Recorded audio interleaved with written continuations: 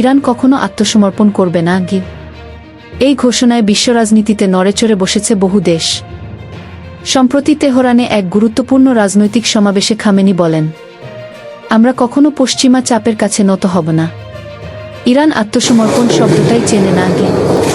তিনি আরও বলেন, ইরানের প্রতিরক্ষা সক্ষমতা, পরমাণু কর্মসূচি এবং আঞ্চলিক নীতি থেকে এক চুলো সরবে না দেশটি।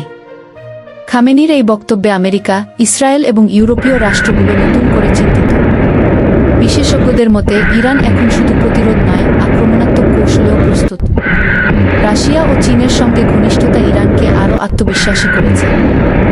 যুক্তরাষ্ট্র বলছে ইরানের এমন বক্তব্য শান্তির পথে অন্তরায়। ইসরায়েল বলছে ইরানের হুমকি প্রতিদিন বেড়েই চলেছে। কিন্তু চীন ও রাশিয়া খামেনির অবস্থানকে খুব ন্যায়সঙ্গত আত্মরক্ষা হিসেবে তুলে ধরছে।